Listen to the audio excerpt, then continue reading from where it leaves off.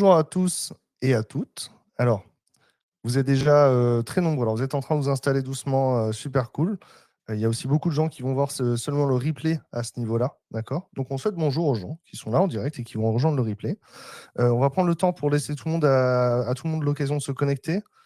C'est le premier webinaire d'une série de 6 webinaires où on va parler, bien sûr, d'IA dans le tourisme.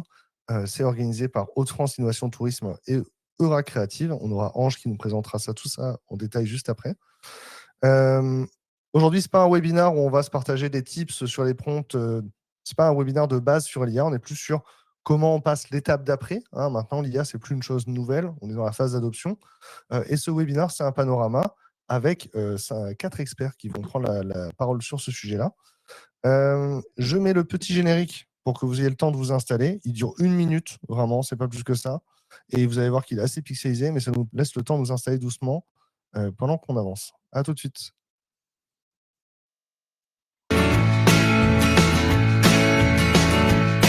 Top, c'est ça le générique.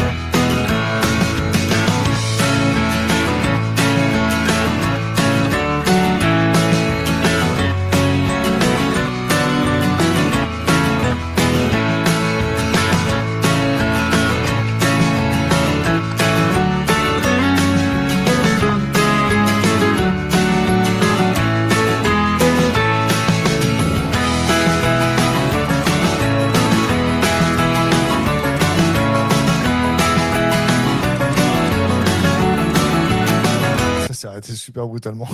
J'en étais sûr. Ok. Bon, Ange, tu es avec nous. Tac. Salut Damien. Tout le monde est en train de monter, c'est pas grave. On va faire comme ça. Ange, je te mets en grand au début.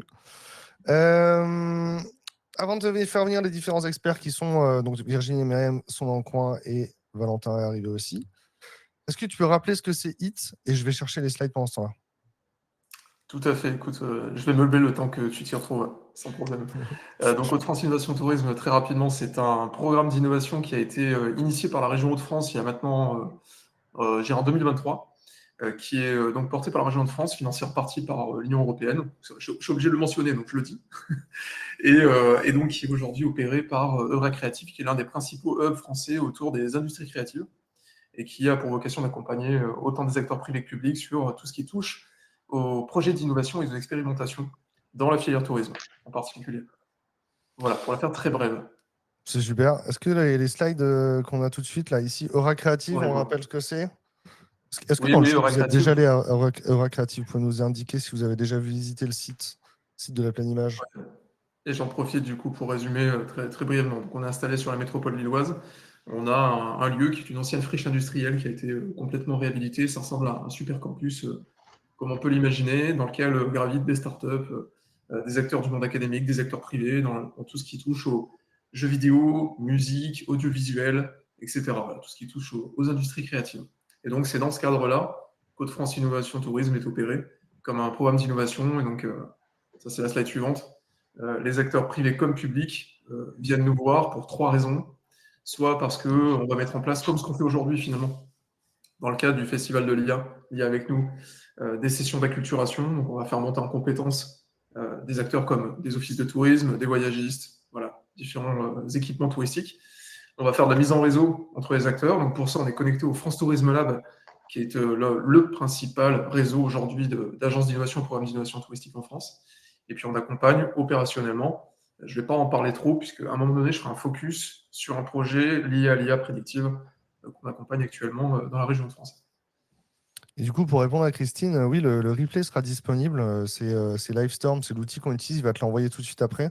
Donc, si tu veux, tu peux poser des questions maintenant dans la partie questions et tu pourras retrouver la réponse très directement après sur le replay.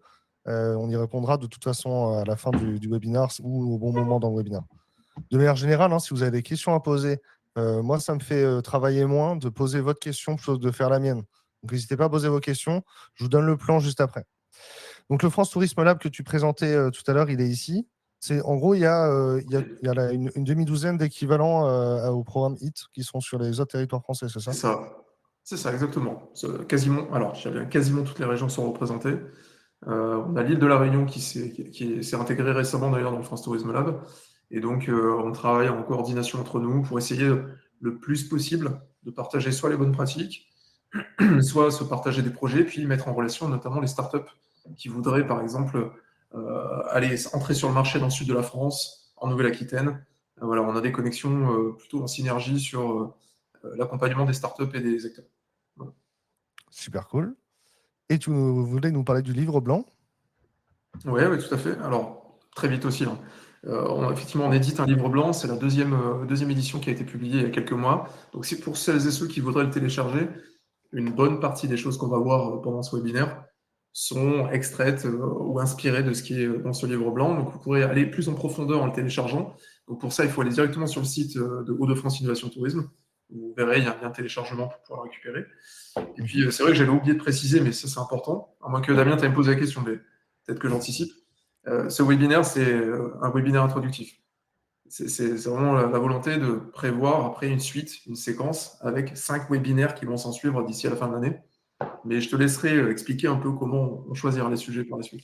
Non, mais de manière générale, ça on va passer à la présentation des invités, mais c'est sur ce webinaire, on va vous poser différentes questions à vous directement, et on a besoin d'avoir votre opinion. Hop, est-ce que je peux essayer de lancer le premier webinaire, publier le sondage? Tiens, le premier sondage, voilà. On veut savoir qui vous êtes. J'ai choisi une option. Faut que je vote, moi? Ah oui, d'accord, bah moi je suis autre alors. Soumettre au vote. Hop, voilà, vous êtes tous en train de participer. J'ai voté aussi, du coup, je suis obligé de voter. On a, voilà, alors, vous êtes au taquet, il y a déjà 50 votes. Office Agence de Tourisme à 38%, autres à 14%, c'est-à-dire qu'on n'a pas forcément mis les bonnes choses, les bonnes réponses. Territoire ou collectivité, site touristique à 6, vous êtes 6 sites touristiques, 6 startups, agence digitale, agence de voyage et tour opérateur, vous êtes 2, et on a un CHR. Voilà, bête. Vous avez compris le principe des votes, c'est super bien. Vu que j'ai 74 votes sur 80 participants, c'est vraiment, vous avez trouvé le bouton. On va faire des votes tout au fur et à mesure de ce webinaire. Et à la fin, on va voter de manière générale pour essayer de définir le programme de la suite enfin, de définir la suite du programme. On va présenter 9 thématiques que je vais présenter juste après les invités. Et vous choisirez dans ces 9 thématiques lesquelles vous voulez avoir en détail dans les webinaires suivants. Est-ce que c'est cool? Quand je dis est-ce que c'est cool, il faut que vous me répondiez dans le chat, c'est cool. Ou c'est OK, ou on est là. Il faut me répondre dans le chat. Sinon, je vais faire le est-ce que c'est cool entre chaque session et je vais être tout seul à chaque fois dans le vide. C'est cool. Merci Cécile. Super. Tout du Ben.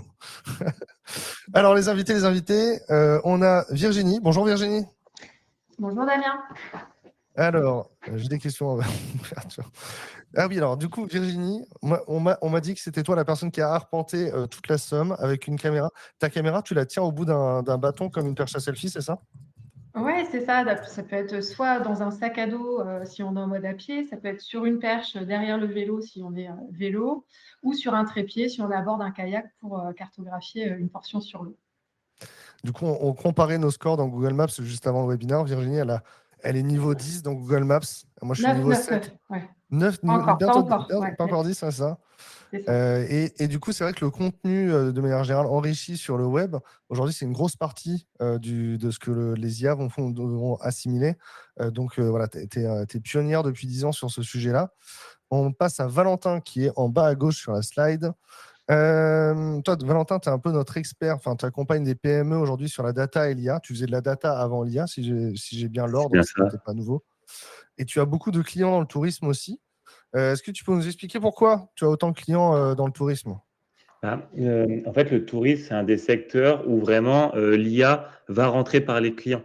Ça veut dire qu'au fait, aujourd'hui, on a des stats, hein, on a 71% des voyageurs qui vont utiliser l'IA pour trouver des hôtels, pour trouver des campings, pour trouver des restaurants. Et du coup, comme les clients utilisent l'IA, il faut qu'aujourd'hui, les acteurs du tourisme se mettent à la page. Et c'est pour ça que l'IA est très présent au sein de ce secteur-là. Et aussi, j'ai eu la chance d'être expert certifié BPI. Et à ce titre-là, en fait, j'ai commencé à travailler avec BPI sur des hôtels, sur des centres de loisirs. Et je me suis vraiment rendu compte que c'est un secteur où l'IA touche tout en même temps. Ouais. Hop, je sais pas, il y a quelqu'un qui fait du bruit, c'est pas grave. Myriam, donc toi, tu es la seule docteur autour de la table. Oui. Est-ce que si quelqu'un fait un malaise, tu peux nous sauver? Non, c'est pas la question. Du coup, c'est quoi ton sujet sur la recherche? Parce que toi, tu es donc la chercheuse du plateau aujourd'hui et tu es plutôt dans les sciences humaines, c'est ça? Plutôt que dans les sciences dures, on dit? Parce que je l'ai Je fait de suis... hier, c'est des sciences, c'est pas ça qu'il fallait faire. Aide-nous. Moi, je suis plutôt spécialisée en management des systèmes d'information avec un ancrage dans les sciences de gestion. Et je me suis intéressée à la question de l'IA appliquée à la prise de décision. J'aborde le sujet plutôt avec une approche socio-technique, c'est-à-dire que je regarde la technologie au-delà de son aspect purement technique, parce qu'il est porté par des humains, par des organisations. Donc, je vois au-delà de la dimension technique pour explorer son impact sur la prise de décision, sur le travail réel dans les organisations, mais aussi sur comment il reconfigure les responsabilités et nos modes opératoires. Voilà. Voilà. Alors, si vous ne connaissez pas Ange, Ange, toi, tu es le directeur du programme HIT. Ouais, c'est ça, exactement. Juste, est-ce que tu peux me confirmer que j'ai une bonne connexion Internet ou pas? Parce que j'ai des petites fluctuations. Mais ça a Franchement, l'air nous, d'aller. ça a l'air d'aller. Tant mieux. Franchement, Tant rien mieux. de Très gênant. bien. Bon, bah, très bien. Du coup, on passe. Non, en effet, effectivement. Alors, ça a coupé un petit peu de mon côté, donc c'est pour ça que j'ai raté des petits passages. Mais en effet, je suis responsable du programme HIT, comme tu le disais, et donc en charge du sujet qu'on va voir aujourd'hui. Tu as été un entrepreneur digital pendant 10 ans avant. Ouais, tout à fait, On peut effectivement. le présenter comme ça. C'est vrai que je l'évoque pas, mais c'est la raison pour laquelle aussi je suis rentré dans ce programme en tant que directeur de programme. C'est qu'avant, pendant effectivement 10 ans, 12 ans, j'ai eu une agence de marketing digital, j'ai accompagné des projets tech, notamment. Alors, tech, c'est un grand mot, ça veut tout et rien dire, mais pas mal de sujets qui touchaient un petit peu à la data comme Valentin, mais surtout des gros projets numériques de plateformes, de sites, de campagnes. Voilà. C'est ça. Et du coup, moi, je ne suis pas sur la slide, mais je vais animer les 6 webinaires avec vous. Et je suis journaliste dans la tech depuis 10 ans. Le tourisme, pour moi, c'est un monde c'est un peu nouveau. Donc, je suis content de voyager avec les invités dans le monde du tourisme. Mais sinon, l'IA, c'est quelque chose qu'on a dans le scope depuis longtemps. Le lien du livre blanc, je vais aller le chercher, le lien du livre blanc. Ouais, je vais le faire sinon, t'embête Ouais, pas. et tu peux le partager dans le chat. Oui, Hop, oui. l'annonce du plan. Tac. Alors, je vous remets les slides en grand pour qu'on les ait tous et toutes. On a découpé ça en 9 morceaux regroupés en 3 morceaux. D'accord? Donc, la première partie, comprendre, adapter et encadrer l'IA dans les organisations touristiques. On va plutôt parler de comment les gens ils vont utiliser l'IA dans les domaines touristiques. Donc, on va parler de l'impact et de la réglementation à ce niveau-là. Partie 2, c'est peut-être celle qui va vous intéresser le plus commercialement.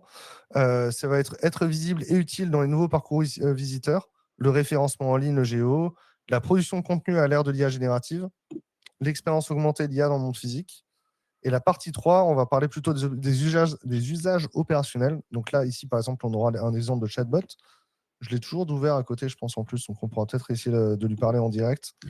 Création d'applis utilitaires, le vibe coding. Avec le vibe coding, on a de plus en plus de petits outils qui sont utilisés en interne, mais qui ont été développés aussi par les gens qui l'utilisent directement, et ça change beaucoup de choses, plutôt que d'avoir des logiciels qui sont créés par les gens qui n'utilisent pas et qui ne comprennent pas à quoi ils servent, etc.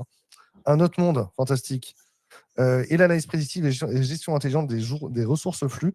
Ça peut vous paraître abstrait, mais c'est très concret avec des exemples proposés par nos invités. Ce que je vous propose, c'est qu'on teste tous ensemble la feature de questions. Donc, vous avez trouvé la feature de sondage tout à l'heure qui est à droite. La feature de question, elle est juste à côté du chat aussi. Là-dessus, quand vous posez une question, nous, quand on va y répondre, le logiciel, il va enregistrer la réponse à la question. Et comme ça, quand vous regarderez le replay, vous pourrez trouver directement la réponse à la question dans le webinaire. Est-ce que vous pourrez essayer de me saisir une question ou deux qui sont en rapport avec le thème, enfin un des thèmes, comme ça, on pourra la prendre au bon moment. Ça me rassurerait de savoir que vous arrivez à trouver cette fonctionnalité. Hop. On cherche les questions. Je vais essayer d'en rajouter une moi-même pour voir si ça la fait apparaître de votre côté. Hop. Est-ce que toutes les questions... Hop, on envoie ça. Merci, nous dit Johannes. Hop.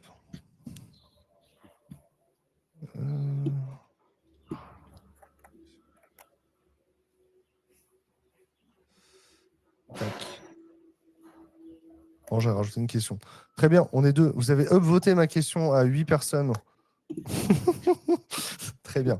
Bon, vous avez vu au moins où est la feature. On va pouvoir avancer dans la suite du webinaire. Hop, voilà, Justine. Impact de l'IA sur les métiers du tourisme. C'est bien, c'est dans la deuxième partie. Très bien. OK. Alors, on va continuer. On va avancer du coup avec la première partie tout de suite. Hop. Comprendre alors. La première partie, c'est comprendre, adopter, encadrer l'IA dans les organisations. Et le premier sujet, c'est l'acculturation. Hop. Je vais remettre la slide sur l'acculturation. Et sur ce thème-là, du coup, c'est Ange qui va ouvrir. L'idée, c'est vraiment ça. C'est que vous avez peut-être des collaborateurs, des collaboratrices qui ont utilisé ChatGPT, qui utilisent ChatGPT dans leur coin. Comment est-ce qu'aujourd'hui, on fait pour que ce soit intégré dans les process et que ce soit quelque chose de structuré? Ange, depuis 2023, il y a beaucoup de professionnels qui ont testé l'IA par eux-mêmes. Aujourd'hui, c'est le vrai sujet. C'est d'arriver à faire que l'organisation adopte l'outil, c'est ça? Et dis-moi si tu veux utiliser tes slides et comment je les passe.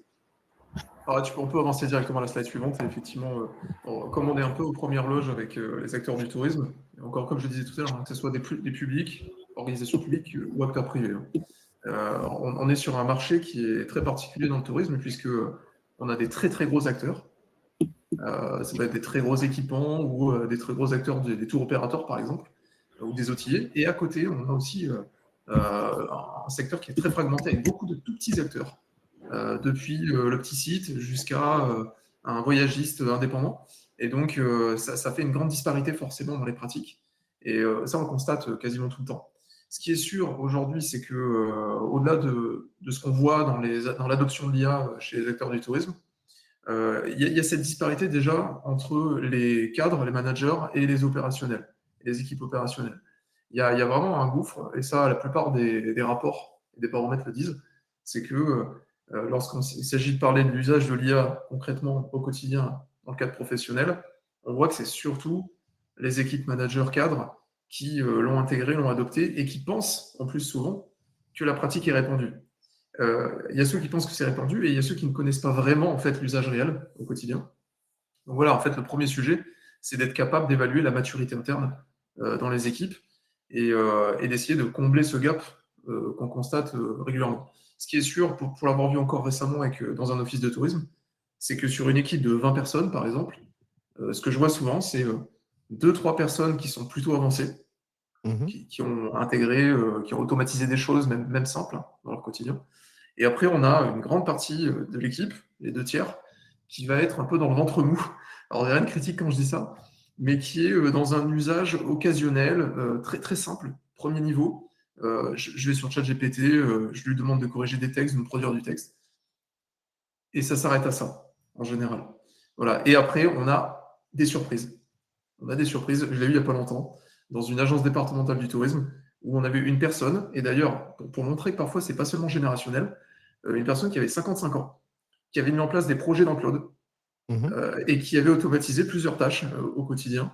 Alors, on n'est pas dans des séquences automatisées avec des workflows, etc., mais quand même, c'est quelqu'un qui avait compris le principe d'un agent ou d'un assistant automatisé, et qui l'a mis en place, et personne n'était au courant dans l'équipe. Et quand elle l'a dit, tout le monde était surpris. Voilà. Donc, c'est important d'être capable de visualiser ce qui est la réalité. Donc ça, on peut avancer à la slide suivante, si tu veux. Ouais. En général, j'ai tendance à dire que quand je fais mon analyse, c'est d'évaluer ça comme un escalier, en fait, aujourd'hui, dans les différentes phases d'adoption. La première, celle qu'on voit partout, et qui est à la limite celle qui est la plus intéressante et qu'on devrait répandre le plus possible, c'est celle de la productivité individuelle. S'assurer que déjà tout le monde a compris comment l'utiliser de manière efficace, de manière individualisée, ou en équipe. Voilà. Et ça, c'est des choses très simples. Je ne vais pas tout mentionner, mais voilà, c'est optimiser des contenus, c'est générer des actions. Et après, on passe sur des niveaux qui sont beaucoup plus techniques et on voit rarement des gens dans le monde professionnel là-dessus. Valentin, Myriam, vous pourrez commenter, Virginie aussi. Mais ce qui est sûr, c'est que je vois très rarement des équipes qui ont mis en place des flux de travail automatisés, encore aujourd'hui. Ça reste marginal. Et le dernier niveau, celui dont Valentin pourra nous parler tout à l'heure, peut-être plus en détail, Myriam, certainement, c'est celui des processus agentiques. On en parle beaucoup depuis 1 an, à peu près. La réalité, c'est qu'aujourd'hui, je n'ai vu aucune entreprise, et même les grandes entreprises qui en parlent aujourd'hui, ont mis des garde-fous, font attention, ils vont doucement, travaillent sur des tout petits projets en essayant de contrôler le plus possible parce que les risques sont très nombreux. Voilà. Même si le potentiel et les promesses sont énormes. On va justement poser la question à Myriam. Au final, qu'est-ce que l'IA, elle change dans les équipes? C'est quoi dans ton expérience un peu voilà, peut-être la majorité des équipes, elles ont déjà la productivité individuelle, mais est-ce que il y a des équipes, tu vois des équipes qui commencent à laisser les flux de travail automatisés ou c'est assez rare? C'est quoi ton appréciation? Moi, je rejoins l'avis d'Ange parce qu'effectivement, on reste sur un usage très superficiel parce qu'il y a un manque de démocratisation de l'usage. Chacun utilise l'IA un peu générative dans son coin pour des éléments ou bien pour des tâches très, très élémentaires. Et je pense que l'analyse en profondeur du potentiel de l'IA, si on l'applique au travail, on va le constater, on le constate tous, on remarque que l'intelligence artificielle, elle redéfinit la tâche même. Donc, les compétences que le travail exige et les responsabilités qui vont avec jusqu'à la façon dont on doit s'organiser autour. Je pense que c'est l'un des points bloquants par rapport à l'adoption de l'IA agentique. Et si je redescends sur le terrain, je prends par exemple une matinée d'accueil en pleine saison. Par exemple, on peut imaginer à 9 heures, on a un agent qui reçoit 30 mails identiques qui tombent sur des questions assez basiques. Où se garer, le marché c'est à quel jour, quel temps fera demain. Ouais. Là, l'IA peut très bien le faire, elle peut trier, elle peut répondre automatiquement aux mails et c'est de la substitution. À 10 heures, on peut avoir une famille qui hésite, qui arrive avec... ils veulent passer 3 jours, par exemple, ils arrivent avec un adolescent et une Ouais. grand-mère qui marche peu. L'IA peut générer un pré-programme en 30 secondes, mais c'est l'agent qui doit l'affiner, qui doit se baser sur la connaissance fine du terrain pour passer du mode je cherche l'information au mode je trie dans une information surabondante. Et là, on est sur de l'augmentation. Et puis, imaginons à 11 heures, l'agent va voir un couple débarquer qui a fait une location qui s'est avérée, du coup, une arnaque. Donc, ils sont à la rue, j'imagine, je dis n'importe quoi, avec un bébé. Là, c'est le carnet d'adresses et c'est la débrouille, c'est le réconfort, c'est strictement humain. Donc, on voit que la même personne, elle passe par plusieurs modes de collaboration avec l'IA dans la même matinée. Et ça, je pense qu'aujourd'hui, dans les organisations, dans le tourisme aussi compris, on n'est pas assez outillé pour cadrer ces cas d'usage, pour cadrer ces régimes d'interaction avec l'IA. Et je pense que la question surtout à ne pas poser, est-ce que l'IA va remplacer le réceptionniste? Parce qu'il faut qu'on raisonne par activité. Et c'est d'ailleurs, moi, j'ai assisté à des cas de mise en place ou bien de tentatives d'adoption de l'IA. Et ce qui bloquait à chaque fois, c'est la peur d'être remplacé par l'IA. Parce qu'on raisonne en termes de métier. Si on descend au niveau de la tâche, je pense qu'il y a un grand travail à faire au niveau institutionnel tout d'abord et qui va nous permettre d'avancer parce qu'on est sur beaucoup d'expérimentation, mais on reste généralement bloqué sur des POC sans atteindre une productivité avec un bon retour d'investissement. C'est vrai qu'il y a 10 ans, j'étais salarié dans une startup qui louait des voitures dans les aéroports. Et on était très content d'avoir des macros Excel, enfin des macros dans Zendesk pour répondre parce qu'on avait toujours les mêmes tickets et des fois on avait 200 tickets qui s'accumulaient et c'était un ticket sur la météo.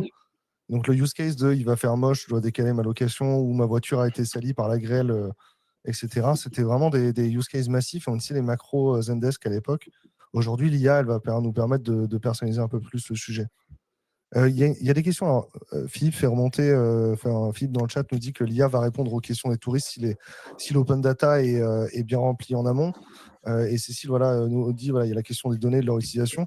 Valentin, on a besoin de quoi comme données ou de qualité de données ou nature de données pour commencer à avoir des use cases IA? Oui, alors du coup, c'est une question intéressante et je rebondis aussi sur ce qui vient d'être dit, c'est que pour moi, l'IA ne doit pas s'arrêter au POC. Et nous, quand on accompagne l'entreprise, l'idée, c'est d'avoir des projets qui sont opérationnels et qui rapportent du gain. Et forcément, toute la partie data, données, process, elle va être ultra importante au départ. Il faut bien comprendre une chose, c'est que l'IA, elle ne répare pas une organisation. Elle amplifie ce qui est déjà là. C'est-à-dire que si aujourd'hui, vos données ne sont pas propres, elles ne sont pas accessibles, niveau process, ce n'est pas carré, forcément, l'IA ne va pas réparer tout ça. Il y avait une étude qui était montée par plusieurs acteurs du tourisme qui montrait que dans les hôtels français, la nationalité la plus représentée, c'est l'Afghanistan. Pourquoi? Parce que l'Afghanistan, c'est la première nationalité qu'on choisit sur la liste déroulante. Donc, en fait, aujourd'hui, le tourisme, il y a une vraie question sur la qualité de la data, etc. Une fois qu'on a posé ça, moi, ce que je dis toujours à mes clients, c'est que même si ce n'est pas sexy, et malheureusement, c'est comme ça, un des premiers projets à faire, c'est un sujet data. Comprendre où ils sont mes données, qui a accès, les rendre propres, etc. Une fois qu'on a fait ça, l'idée, et c'est ce qu'on a créé avec 15 experts autour de la France, c'est de savoir sa maturité data. C'est ce que disait Ange. En fait, aujourd'hui, il faut bien connaître sa maturité data. Ce n'est pas aux acteurs du tourisme de faire la guerre d'innovation, d'aller partir sur des agents si aujourd'hui on n'a pas une certaine maturité. Et aujourd'hui, sur ça, il y a des outils gratuits. Nous, on a créé l'OMDE, l'Observatoire de maturité data des entreprises, pour savoir où vous vous situez.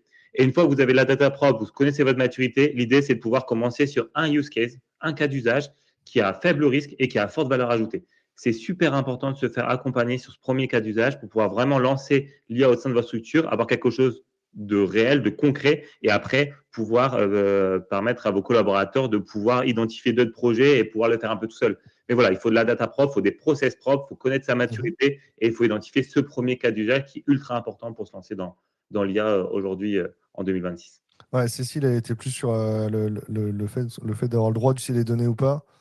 Donc ça, on va y revenir dans la partie juste après. Question gestion de la data, on continue avec les SIT qui vont évoluer et s'adapter. On réinvente totalement les bases. Est-ce que tu sais ce que c'est un SIT, Valentin? Ou quelqu'un connaît l'acronyme? SIT, non? Oui. Système Oui. d'information touristique. Ah oui, ok. Là, ouais. Virginie est l'experte là-dessus. Ok, c'est parti. Virginie, je démarre la réponse en direct. Ça se déclenche. Très bien. Oui. Hop, très bien. Question gestion de la data. Les systèmes d'information touristique, est-ce qu'ils vont évoluer, s'adapter? Moi, j'en ai jamais vu en vrai. Je ne sais pas à quoi ça ressemble. Je sais que c'est un enfer de brancher Booking avec un logiciel de réservation d'hôtel. Mais est-ce que tu peux nous expliquer comment ça évolue les SIT? Est-ce qu'ils s'adaptent à l'IA? Alors oui, effectivement, les SIT, on les a fait évoluer depuis ces dernières années. On a rajouté des champs, sollicite nos professionnels très régulièrement pour pouvoir ajuster la donnée, la faire remonter sur nos sites web. Et aussi, elle est ouverte aujourd'hui en open data. Donc ça, c'est vraiment important. Moi, je travaille aussi en parallèle sur de la donnée plus locale. Je suis experte référencement local et je travaille notamment aussi avec Google Business Profile, les fiches GBP aujourd'hui. Et c'est vrai que moi, j'ai vu évoluer aussi tous ces outils-là par rapport à quand les fiches Google sont arrivées en France, c'était, je crois, en 2016. Je me suis dit, mince, Google est en train de monter une base de données avec la puissance Google, avec de multi-contributeurs. Et je me suis dit, tiens, faut regarder un petit peu ce qui s'y passe, plutôt que d'observer, se dire encore, c'est les méchants GAFAM qui arrivent, se dire, effectivement, il y a peut-être quelque chose à faire aussi à l'échelle d'un territoire, veiller à ce que cette donnée soit bien à jour. Et on voit aujourd'hui que derrière, il y a énormément d'attributs, on peut ajouter des photos, des vidéos, enfin, on a vu vraiment évoluer ces outils-là.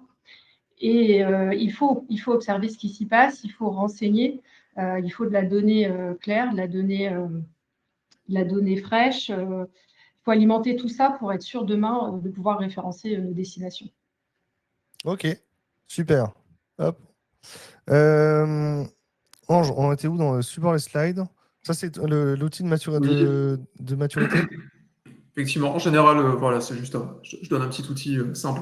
Alors, un outil, c'est un grand mot. Simplement, ce que j'ai constaté quand voilà, je passe du temps avec les équipes des différentes structures qu'on accompagne, c'est à peu près ces niveaux-là d'acculturation par rapport et d'adoption par rapport à l'IA et l'IA générative plus particulièrement, pour ne pas mélanger les sujets. Voilà, en général, je vois ça. Je demande à peu près aux gens de s'évaluer par rapport à ces profils-là. Et évidemment, on se doute que les 5 et 6, on n'en voit pas la plupart du temps dans les équipes. Et je voulais préciser un point par rapport à ce que disait Valentin, qui avait tout à fait raison, c'est que je vais citer en fait Nicolas François. Alors, je ne sais pas s'il est là, il est peut-être parmi les participants. S'il est là, qu'il nous dise bonjour, qui est directeur d'innovation pour la RT Grand Est, et qui m'avait dit une fois, tu sais, en fait, on peut parler d'adoption IA, tout ce qu'on veut, sujet data. En fait, si on n'a pas réglé le sujet de la digitalisation, qui est déjà pas réglé dans la plupart des structures, on ne pourra pas avancer sur la plupart des projets. Donc, il a complètement raison là-dessus. Il y a d'abord un sujet, et je le vois, je l'ai encore vu cette semaine dans un office de tourisme, on a des gens qui n'ont pas encore fait leur transformation numérique, qui n'ont pas encore toutes les compétences nécessaires pour pouvoir intégrer des sujets data, par exemple, dans leur quotidien. Et donc, voilà, il y a un sujet qui est globalement mis à niveau pour une partie des équipes. Un peu faire le leapfrog aussi, qui est possible, c'est vraiment le saut pour aller directement à ce sujet. Voilà, donc voilà, c'est juste une matrice très rapide, on peut avancer sur la suite si tu veux. Ouais. Donc, je ne sais pas si tu as On avait la juste slide cette. suivante. Ouais, j'ai sauté 3-4 de tes slides là. Oui, pour Virginie. Non, pour Virginie, vas-y. Virginie, il y avait ce sujet-là, il y avait ce sujet-là, c'est-à-dire que là, ici, on voit dans ce cas d'usage que Google indique une mauvaise information. Le musée, il est à 1,50 € et pas à 40 €. C'est ça. Il faut que les équipes elles sachent réagir dans cette situation-là. Par où on commence pour corriger ce genre de données? Ouais, exactement. Et savoir que c'est hyper important. Là, en fait, c'est ma collègue de l'Office de tourisme de rue qui m'appelle. Écoute, Virginie, j'ai un problème. J'ai un client qui m'a appelé car c'est affiché sur Internet le tarif du musée à 40 €. Et en fait, déjà, ce client a pris la peine d'appeler l'Office de tourisme, donc merci à lui. Et effectivement, l'idée, c'était de voir avec elle, donc de se connecter à sa fiche Google Business Profile pour déjà voir si le champ tarif était bien renseigné, billetterie, puisqu'on a des champs qui sont apparus et qui n'étaient pas renseignés. Donc déjà, de pouvoir corriger ce champ pour que l'affichage soit correct. Et après, se demander aussi d'où sortent ces 40 €. Donc en fait, on s'est rendu compte que si vous ne renseignez pas certains champs, là, l'IA de Google était allée directement sur le site internet du musée des Frères Caudron pour chercher l'information. Sauf qu'il y avait un petit peu de confusion entre ces tarifs individuels et tarifs groupes, ce qui fait que du coup, là, c'était les tarifs groupes le tarif groupe qui était ressorti sur sa fiche, en l'occurrence 40 €. Donc, on a retravaillé aussi en parallèle son affichage des tarifs sur son site internet. Ça nous donne aussi des indications sur ce qu'on doit corriger en termes de données, même sur le web. Ok, et donc ça, effectivement, c'est un impact sur enfin, les équipes, elles doivent être formées pour gérer ce genre de situation. J'imagine qu'on l'a la première fois. Alors, vous avez déjà posé pas mal de questions sur l'impact de l'IA. Donc, c'est des questions notamment Cécile et Stéphane qui en ont fait parler, qui en ont fait part. Sur la deuxième partie ici, tac, l'idée, c'est vraiment. Bah ouais, c'est ce que tu mentionnais tout à l'heure, Myriam, hein, c'est est-ce que l'IA va remplacer les métiers? Comment on analyse ça? Quelles questions on se pose pour savoir, voilà, dans ma structure, que ce soit, alors là, on a beaucoup de personnes qui sont dans les offices de tourisme. Je suis dans un office de tourisme ou dans un territoire, une collectivité. Quels sont les postes ou les fonctions qui vont être remplacées par l'IA? Moi, je pense qu'un métier ne disparaît pas en fait jamais d'un bloc. Ce qui se passe est beaucoup plus subtil. Le métier se recompose de l'intérieur, avec notamment au niveau des activités. Et si on descend d'un cran, un métier, c'est un ensemble de rôles, de responsabilités, de casquettes. Un rôle, c'est un ensemble d'activités. Une activité, c'est un ensemble de tâches. Et l'IA n'agit pas sur le métier en général, en fait. Elle agit sur la tâche ou bien sur l'activité, sur une tâche ou bien sur une activité. Et selon l'activité, elle fait des choses qui peuvent être totalement opposées. Elle peut automatiser, prendre en charge ce qui est répétitif, routinier. Elle peut augmenter le travail d'analyse. Elle peut reconfigurer en profondeur certaines activités. Et elle peut carrément réserver à l'humain des activités qu'on va juger au niveau collectif réservé à l'homme, parce que voilà, on va y arriver par la suite, mais on appelle ça qui vont être sanctuarisés. Si je prends l'exemple, par exemple, d'un guide conférencier qui est très présent sur des sites de mémoire, le métier ne va pas disparaître, mais ses activités se recomposent. Rechercher des faits historiques, faire de la traduction, construire un itinéraire, tout ça, l'IA, elle peut l'augmenter, voire le reconfigurer. En revanche, incarner un récit devant un monument, lire l'émotion d'un groupe, lâcher une anecdote qui ne s'apprend pas, dire moi j'étais là, je pense que ça reste profondément humain. Et si je dois dire pourquoi le raisonnement par métier est un peu dangereux, parce que moi j'ai vu des rapports de structures, sans citer les noms, qui parlent plutôt d'une exposition d'un métier à l'IA. Par exemple, dire un tel métier est exposé à 60% à l'IA, moi, je pense que c'est faux parce qu'un même métier peut s'exercer de plusieurs façons différentes. Si je reviens au métier du guide, je prends d'un côté un guide qui récite son texte, qui a une visite à la chaîne, qui va enchaîner les visites à un rythme effréné. Il va accueillir des groupes qui sont pressés à la sortie du bus. Il suit un parcours tracé d'avance. Il va se contenter de réciter mécaniquement des dates, des noms, des batailles, des faits historiques. Donc, dans ce cas de figure, la relation humaine, elle est très faible. Donc, là, je peux même parler d'un remplacement supérieur à 60%.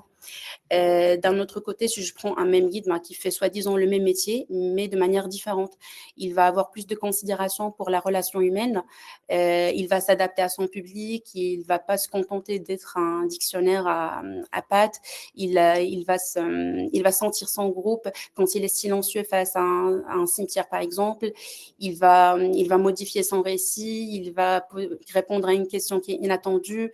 Donc, son vrai talent n'est pas vraiment de donner l'information, c'est d'écouter, c'est l'empathie, c'est le partage d'une émotion. Et sur cette partie-là du métier, je pense que l'intelligence artificielle n'est pas encore prête à occuper les 60% dont j'ai parlé tout à l'heure. Donc, pour moi, l'échelle d'analyse n'est pas vraiment le métier, mais c'est l'activité et les tâches au niveau micro-organisationnel.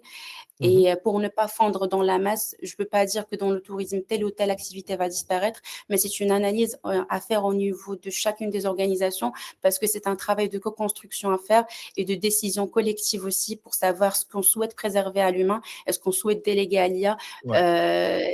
Pas parce que, des fois, il y a des progrès techniques qui vont permettre à l'IA de faire le travail, mais on va décider collectivement de le garder pour l'humain. Et donc, je pense que ça, c'est vraiment c'est la stratégie, c'est la culture de la structure qui va le tracer, ou bien qui va le décider. Je vois les réactions dans le chat. Cécile dit, là, en tant que guide conférencière, je ne suis pas sûr de faire totalement confiance à l'IA pour les faits historiques. Alors, c'est vrai, et j'imagine aussi que tu dois avoir des gens qui, pendant la visite, vont te dire « Ah, ChatGPT dit ça, c'est pas exactement ce que tu as dit » et vont te confronter en direct sur ce genre de sujet. Virginie, on avait déjà le cas avant l'IA. On n'est pas en Australie ici, mais en Australie, par exemple, il y a des gens qui ont suivi Apple Maps et qui se sont retrouvés coincés dans le désert sans eau. On peut avoir aujourd'hui l'IA qui fait des itinéraires qui sont complètement ambigus ou qui nous emmènent n'importe où dans le désert. On va pas mourir de soif dans la Somme, mais on peut se retrouver à aller dans un terrain qui est privé, par exemple. C'est ça.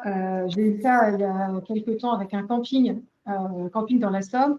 En 2012, une Google Car arrive à l'entrée de son camping et la propriétaire a ouvert la grille. Donc, la Google Car est passée à l'intérieur du camping.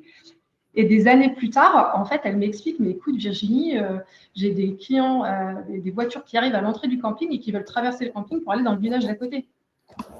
Donc, c'est lié à cette donnée-là, puisqu'elle a rendu cette donnée publique au Google Car, dans Street View, les GPS faisaient arriver les personnes à l'entrée du camping. Donc, il faut vraiment être vigilant sur la donnée qui va nourrir, en fait, ces gros opérateurs comme les Google.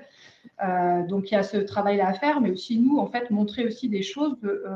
Voilà, je pense aux pistes cyclables, par exemple. On a développé beaucoup de pistes cyclables, de montrer à l'algorithme que ces pistes existent. Donc, de pouvoir contribuer, travailler des images à 360 degrés dans Street View, ça va venir valoriser, en fait, cette donnée, parce que l'IA, elle lit aussi les images et les vidéos et les images 360. Donc, on vient aussi conforter l'idée qu'on ait une vraie destination qui existe.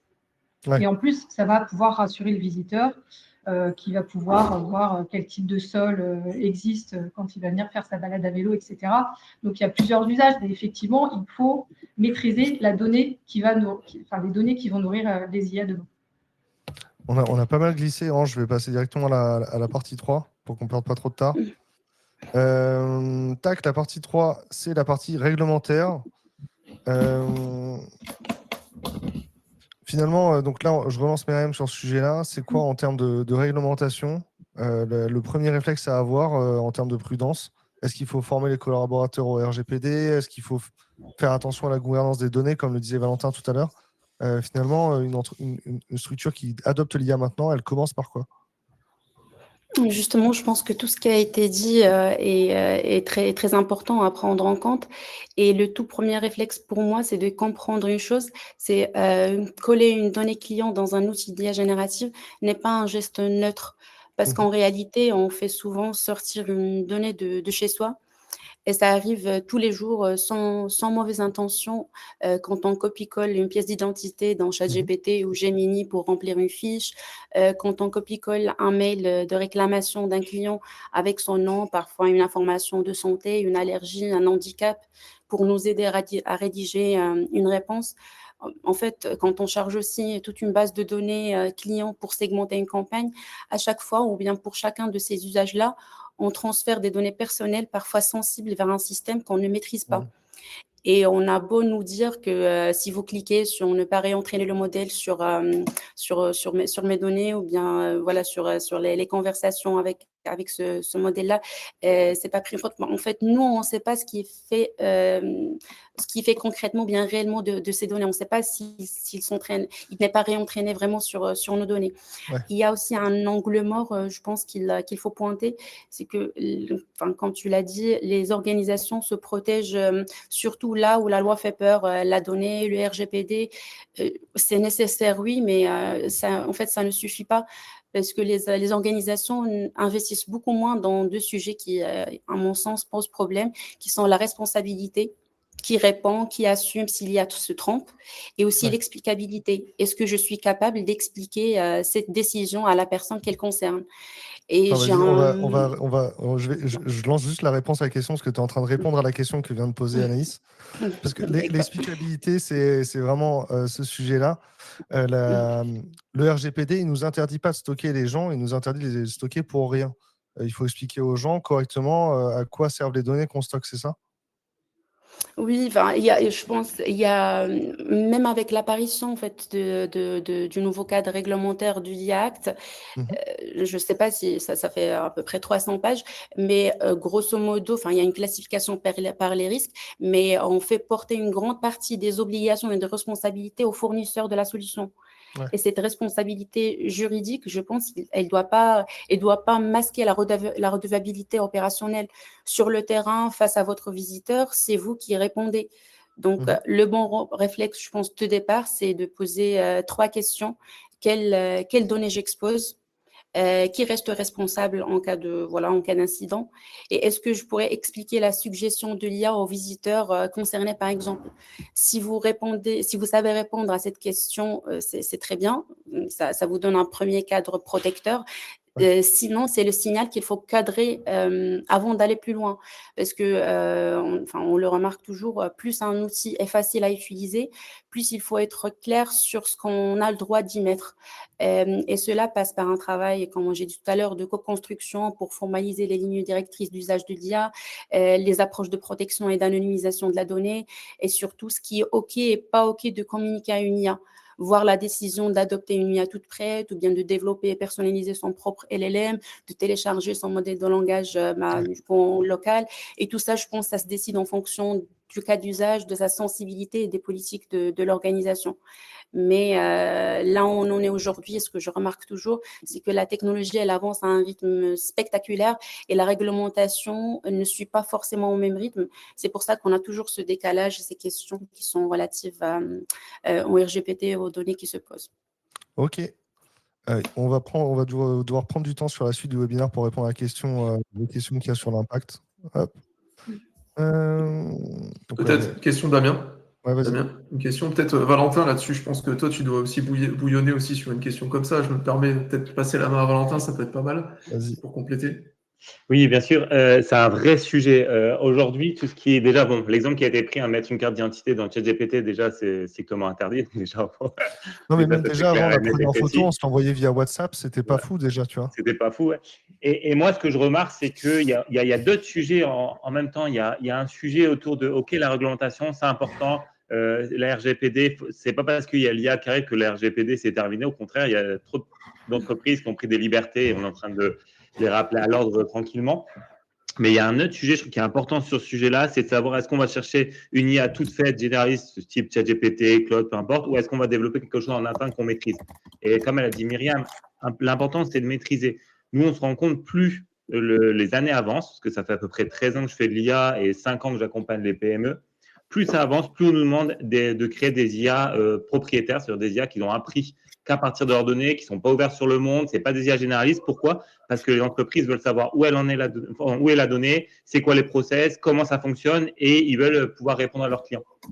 Et il y a aussi un autre sujet qui rentre en compte, c'est la géopolitique. Okay, aujourd'hui, il ne faut pas se tromper de sujet. Il ne faut pas mettre trop de sécurité autour de l'IA. Toutes les entreprises qui utilisent Gmail, qui utilisent des produits américains et qui ne veulent pas utiliser ChatGPT, il ne faut pas non plus halluciner, mais il y a un sujet de savoir est-ce qu'on veut utiliser un outil français, un outil américain, où sont les données.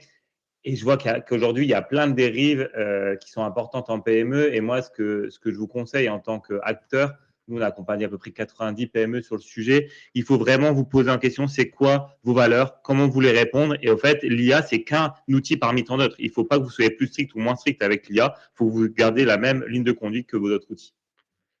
Ok. Justine, on n'a pas enregistré la réponse à ta question, mais elle avait demandé l'impact de l'IA sur le métier du tourisme. Myriam, tu as répondu à cette question avant. Hein. Il faut décomposer par rôle et par tâche plutôt que par métier. Hop. Damien, je mets la réponse. je peux me permettre de rajouter un truc là-dessus? Ouais, si tu veux. Parce qu'il ne faut pas se cacher non plus. Forcément, on a un discours qui dit que l'IA ne va pas remplacer les métiers. Ça, c'est tout à fait vrai. Okay, mais il ne faut pas se cacher. Il y a plein de métiers qui vont se transformer. Okay, et on parle beaucoup, quand on parle du tourisme et quand je fais de l'intervention de tourisme, on nous parle beaucoup d'accueil, des personnes qui sont avec l'humain. Et ça ne va pas changer. Mais il y a plein de métiers support qui aujourd'hui sont en train de se transformer, qui vont être plus ou moins remplacés par l'IA. Et c'est plus ces métiers-là où il faut se poser des questions. Aujourd'hui, des personnes qui sont dans des hôtels et qui reçoivent des devis de groupe. Aujourd'hui, l'IA peut faire ce travail. L'IA qui va gérer la tarification, enfin les humains qui vont gérer la tarification, l'IA peut faire. Donc en fait, aujourd'hui, on met beaucoup de tourisme en disant les métiers ne vont pas être remplacés parce qu'il faut toujours l'humain avec de l'humain, c'est vrai, mais il y a plein d'autres métiers qui aujourd'hui doivent se transformer et c'est important de les transformer pour rester compétitifs. Voilà, Alors, mais du une coup, petite nuance. Je me permets.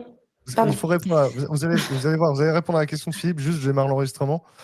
Philippe dit voilà, est-ce que laisser l'IA accéder à nos données touristiques, c'est pas déjà un suicide professionnel? On se met à travailler gratuitement pour les IA et on va devenir esclaves de cette techno. Est-ce que c'est un changement du métier? Est-ce qu'aujourd'hui, à travailler avec l'IA, on travaille à être remplacé par l'IA? Finalement, c'est la question. Est-ce que Valentin et Myriam voulaient répondre à cette question? Vas-y, Myriam. Moi, on m'a toujours dit quand un produit est gratuit, c'est que c'est nous, enfin, nous sommes le produit. On est le produit. Et je pense que en fait, le problème n'est pas l'IA. C'est pas, je vais répondre en partie aussi à la question de Valentin. Enfin, à la question. Je vais faire un commentaire sur la réponse de Valentin. Ouais. Tu as parlé tout à l'heure de disparition de métier ou bien de changement de métier. Je pense que c'est pas forcément à cause de l'IA que ça arrive, parce que les métiers ont toujours changé. On a une réinvention des métiers. Un métier d'ingénieur d'aujourd'hui, c'est pas le même métier qu'un ingénieur exercé il y a 20 ans, mais il y a 30 ans. Donc, il y a toujours un changement. C'est pour ça que je dis une recomposition de l'intérieur.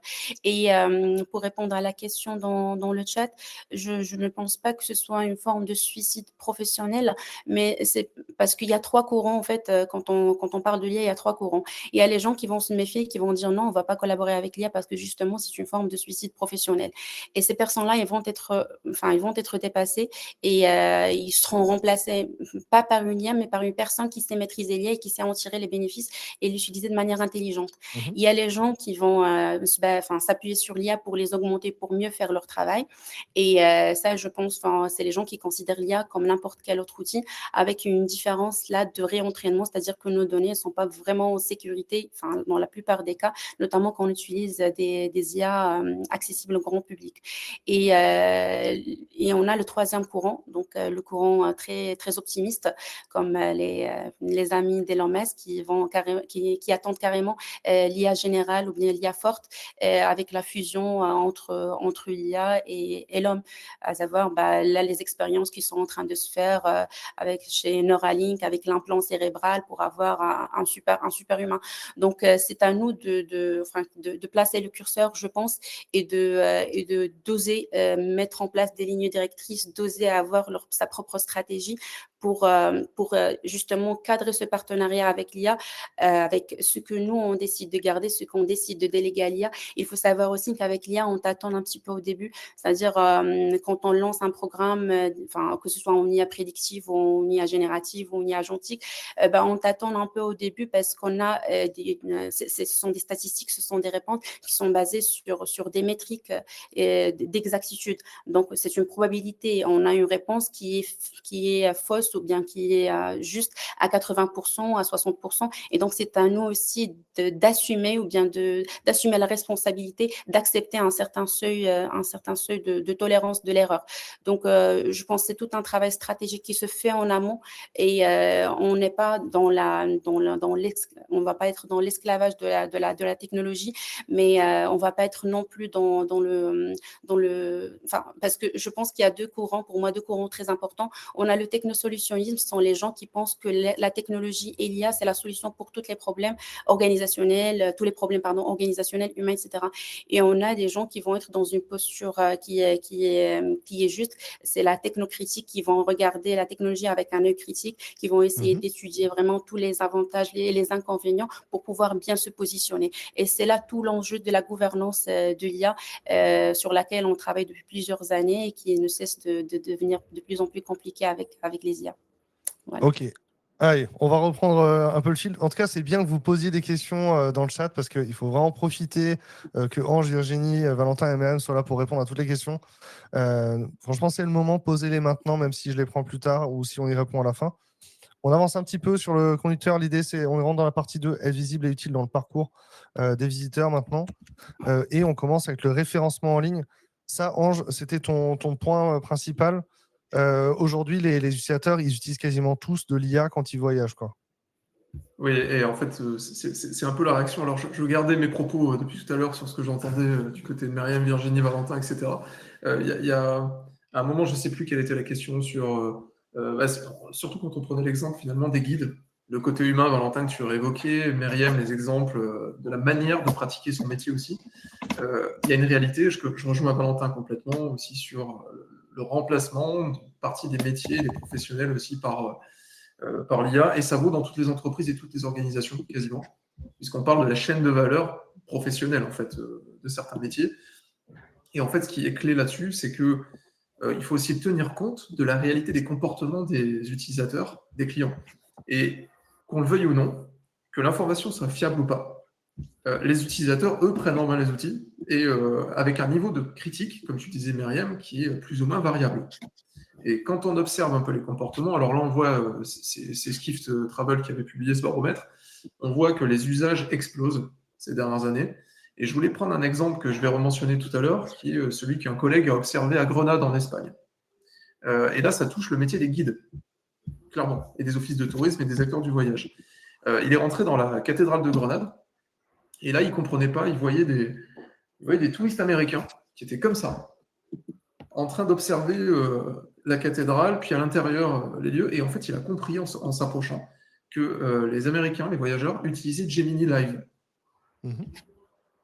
Et Gemini Live, je ne sais pas si je vous l'ai l'avez déjà testé, fait moi et je l'ai ça fait. marche plutôt bien. Hein. Et voilà, ça marche plutôt bien. Et en fait, là la question qui va se poser, c'est quelle est l'information que va pousser Gemini à ce moment-là? Sur quoi il va s'appuyer pour proposer de l'information? Virginie, ce que tu disais sur la qualification des données de destination et de lieu, elle est clé là, à ce moment-là, parce que Gemini va chercher l'information dans ce qui lui est fourni sur Internet, dans son index, par tous les acteurs du tourisme qui publient. Voilà. C'est Et vrai donc, que les utilisateurs ne sont pas tous avertis. Moi, je lui montre les tablettes qui ne sont pas en français pour qu'ils sachent s'il y a de la documentation. Mais c'est vrai qu'il y a des endroits où il n'y a pas du tout de documentation. Tu visites il y a des sites touristiques qui ne sont pas du tout documentés, même en langue native, quoi. Et de fait, les utilisateurs, les voyageurs, les touristes, eux, prennent en main des outils qui leur amènent l'information parce que c'est simple, il y a zéro friction, il y a une économie d'action pour eux. Donc voilà, c'est une réalité. Donc il y a ce qu'on doit nous fournir en termes de données pour la qualifier le mieux possible, ce qui est le travail que fait très bien Virginie à l'échelle de la Somme depuis pas mal d'années. Et puis après, il y a les comportements réels des utilisateurs qu'il faut observer et comprendre pour s'y adapter. Voilà. Ça, c'était mon premier propos. Ton deuxième propos, c'est ChatGPT, aujourd'hui, c'est quand même beaucoup plus utilisé que Google. Alors non, justement, c'est justement la question enfin, la fausse idée qui revient encore beaucoup, qui est que quand j'entends souvent dans des ateliers que j'anime, etc., qui est justement que ouais, mais en fait aujourd'hui tout le monde utilise ChatGPT pour faire de la recherche. Et en fait, ça c'est vous savez le fameux biais que parce que moi je l'utilise régulièrement, du coup je pense que tout le monde le fait. Et donc les chiffres montrent encore aujourd'hui que sur la recherche en ligne, Google reste dominant très largement en fait. Ça ne veut pas dire qu'il faut minimiser la réalité de l'évolution des comportements de recherche via ChatGPT, Claude, Perplexity et autres, mais la réalité, c'est que Google reste quand même extrêmement majoritaire dans le volume. Et du coup, ta slide, on va réussir, tu as des volumes. Hein. Effectivement, les Ouais. volumes de Google restent gros. Amazon, YouTube en search. Ça, c'est la recherche en ligne au global. Hein. Donc, c'est vrai que souvent, ça aussi, c'est quelque chose que je rappelle, c'est parler de recherche en ligne, c'est pas penser, parce que tout le monde a pensé Google pendant très longtemps. La recherche en ligne, en fait, c'est une multitude de canaux. La recherche, elle est protéiforme. C'est pas que de la recherche web classique, c'est de la recherche de produits, c'est de la recherche de contenu vidéo. Donc, TikTok est un moteur de recherche aujourd'hui pour une grande partie de certaines générations. C'est le carré là. Et donc, voilà, et en fait, ce qu'il faut se dire, c'est ce que je disais à un camping dans la Somme il n'y a pas longtemps, enfin plusieurs acteurs des hospitalités, c'est en fait, restez pas concentrés que sur Google.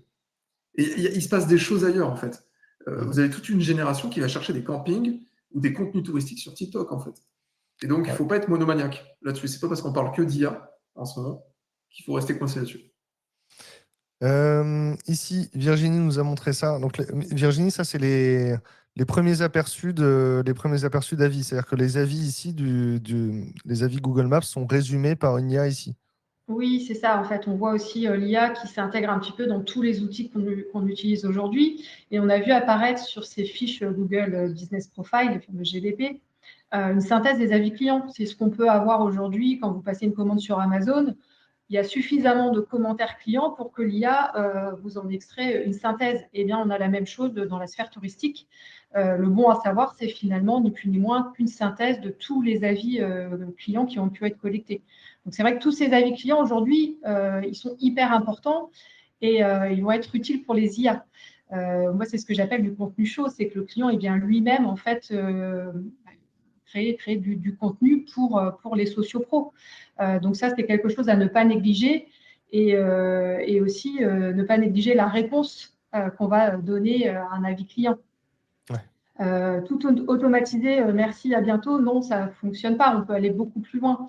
Par exemple, là, pour le parc du Marcanterre, dans l'exemple que j'avais cité, j'imaginais une réponse ravi de vous avoir accueilli et que vous ayez pu observer la nidification des spatules avec nos guides. Derrière, l'IA, on va lui prouver qu'effectivement, on est un expert en ornithologie, qu'on a des guides, etc. Donc, utilisez aussi les réponses aux avis clients pour passer des messages. Pour passer les arguments, oui. Je ne sais pas pourquoi le parc du Mercantaire, vous l'aimez tous, parce que vous l'avez tous mis dans vos exemples. Et moi, je n'y suis jamais allé, je vais finir par y aller, quoi. Hop. Il y a des liens. Il y a des liens, il y a des liens. Ouais. On en reparlera après, mais c'est donc effectivement, simplement pour pas trop s'étendre sur les détails, parce que ça fera l'objet peut-être d'un webinaire à part entière. Simplement avoir Le conscience parc que du Mercantaire, tout un ça, webinaire en part entière. Ah oui, c'est. on verra peut-être, parce qu'on parle d'IA prédictive et ça, Valentin il connaît aussi, donc on en parlera après. Mais ce qui est sûr, c'est qu'aujourd'hui, tout ça, tout ce que Virginie donne comme exemple, qui est tout à fait juste sur la sémantique qu'on construit autour d'une expertise, etc., autour d'une destination. Il y a aussi l'impact réel que ça va avoir en termes de trafic. Aujourd'hui, on va devoir repenser, dans les prochains mois, dans les prochaines années, on va devoir repenser la manière dont on évalue la performance, sa visibilité numérique, comment on évalue finalement sa présence en ligne. C'est vraiment le sujet qui est en train d'être révolutionné, puisque on voit que le taux de clic est en train drastiquement de chuter dans les pays où a été déployé AI Mode, AI Overviews. On voit aussi que le trafic renvoyé par les moteurs génératifs comme ChatGPT et autres, en fait, il est beaucoup plus faible que ce qui a été fourni par Google jusqu'à présent. Et donc, on le voit là dans certaines études qu'on va pouvoir passer. Hein. On peut avancer rapidement sur d'autres slides, si tu veux bien, Damien. Ouais, Voilà. Laquelle en particulier? Bon, ça, en fait, simplement, je peux rappeler comment fonctionne quand même. On peut s'arrêter là. Comment fonctionne un moteur génératif. Je pense que c'est toujours utile pour un humain. Tu peux revenir en arrière. Excuse-moi. Alors attends. Moi j'ai SEO. Celle-là, voilà, tu peux t'arrêter ici. Parfait. Voilà, stop, bouge plus. Voilà, on y est. Cette slide, elle est importante parce que ça permet de comprendre comment fonctionne, parce que souvent cette question elle revient aussi. Que fait en fait un chat GPT, que fait Google lorsqu'une requête maintenant lui est tapée, lui est fournie, une requête est posée. En fait, il va fonctionner de manière assez différente par rapport à ce qui était fait auparavant. Même si les experts du SEO ici pourront se lever en disant ouais, finalement c'est la même chose que depuis pas mal d'années. En fait, ce qui se passe, c'est que, pour l'expliquer très simplement, un bot, un LLM, va prendre la requête que vous avez posée, donc par exemple camping Betsom, et en fait, à partir de cette requête-là, il va la diversifier en multipliant les requêtes pour étendre sémantiquement en fait le sens de votre requête et la possibilité en fait d'aller chercher de l'information variée, nuancée autour du propos. Et donc, ce qui se passe, c'est qu'en tapant camping Betsom, automatiquement, ChatGPT ou Google, peu importe, Gemini, va générer une liste de requêtes plus longue, sémantiquement, qui va être par exemple quels sont les meilleurs campings dans la baie de Somme, camping adapté aux voyageurs avec des chiens dans la baie de Somme. Et en fait, il va reformuler en fonction de l'historique de profil, de l'intention supposée de votre recherche, pour aller chercher une multitude de réponses et donc étendre potentiellement la densité, la largeur, le périmètre de contenu qu'il va aller chercher dans l'index. Voilà. Et ce qui fait que, en fait, ce n'est pas une requête qui est importante. C'est toutes les questions sous-jacentes ou associées qu'il va falloir être capable de traiter. Et c'est pour ça que les allusions dont Virginie parlait ont une valeur exceptionnelle. Et c'est pour ça aujourd'hui que ChatGPT, Gemini et autres, en fait, vont beaucoup piocher dans la plateforme Reddit, par exemple. Je ne sais pas si tout le monde connaît, parce qu'en fait, c'est là que se passent beaucoup de conversations au sein des communautés d'utilisateurs sur cette plateforme. Et donc, ça lui permet d'aller faire ses courses en termes de conversations réelles, en fait, et authentiques, et de nourrir sémantiquement ses réponses. Voilà, donc j'arrête là-dessus, mais simplement comprendre que ça change la manière dont l'information est collectée, traitée, requalifiée et fournie à l'utilisateur en retour. Ouais. Sur la partie 5, sur la production de contenu à l'ère générative, finalement, on a, Virginie, tu as déjà donné beaucoup d'éléments, on a donné beaucoup d'éléments sur ce sujet-là. On a donné comme élément le fait que les IA, elles vont utiliser le contenu qui a été généré par les visiteurs et par les offices de tourisme et les acteurs du tourisme. Mais est-ce que ceux-ci peuvent utiliser du contenu, enfin, ils peuvent utiliser l'IA pour recycler du contenu, pour diffuser le contenu plus largement? Quel est l'usage de l'IA pour produire du contenu justement dans un monde qu'on a besoin absolument, quoi?